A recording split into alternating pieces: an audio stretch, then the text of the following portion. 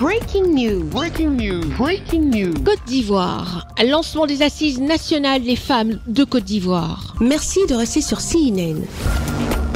Breaking news. Breaking news.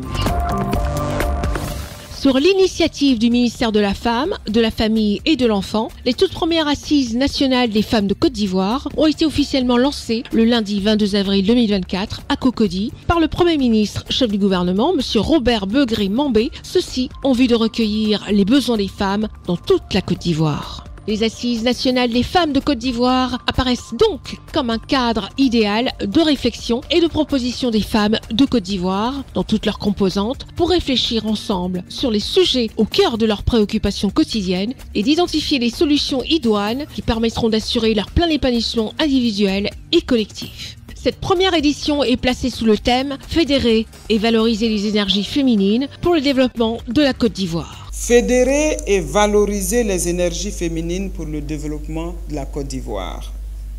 Tel est le thème de ces assises qui constituent une occasion privilégiée pour réunir les femmes autour de sujets d'intérêt commun, avec un double objectif: créer une plateforme de dialogue entre les femmes d'une part et d'autre part constituer une force de proposition unique et authentique pour améliorer les politiques publiques sur la condition de la femme dans notre pays. Des caravanes seront déployées dans 14 régions et 15 localités à travers la Côte d'Ivoire lors de cette édition. La ministre d'État, ministre de la fonction publique et de la modernisation de l'administration, Madame Anne-Désirée Ouloto, marraine de l'événement, a appelé à la mobilisation générale, notamment des femmes, autour de la ministre en charge de la femme pour le succès de ces assises. Il nous appartient de tirer le meilleur profit de toutes ces rencontres qui auront lieu,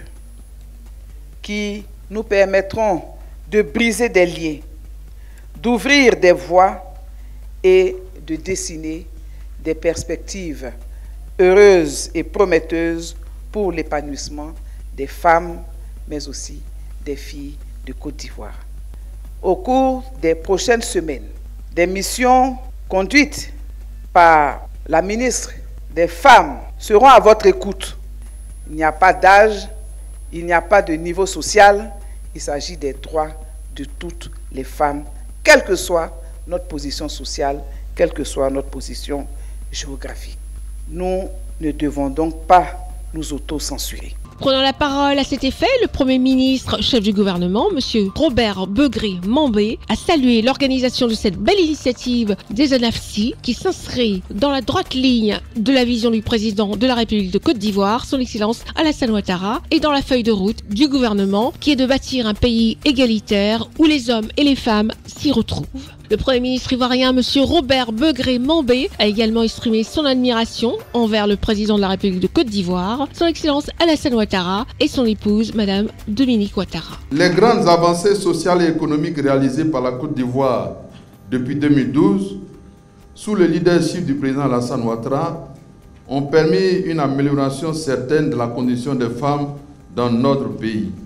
Cependant, nous ne devons pas ignorer que des défis majeurs restent à relever si nous voulons permettre aux femmes d'occuper toute leur place dans notre société humaine, transformer leur vie au quotidien et par ricochet la vie de la nation. Je tiens tout particulièrement ici à rendre un hommage vibrant à Madame la Première Dame Dominique Ouattara, véritable source d'inspiration et qui, dans les sillons du président de la République, mène tous les combats pour l'émergence et l'autonomisation des femmes dans notre pays. Ces assises permettront à la fin de construire une plateforme de solidarité à l'endroit de la femme, d'autant plus que le président de la République de Côte d'Ivoire, son Excellence Alassane Ouattara, a de tout temps inscrit au cœur de son action politique la femme, son autonomisation et son plein épanouissement. Merci d'être sur CNN, la télévision autrement. Les programmes se poursuivent. Retrouvez toute l'actualité afro-mondiale en ligne et en multidiffusion sur CNN, C-Web Info et plateformes digitales, Facebook, YouTube, Instagram et en simultané sur Radio Voltage 2.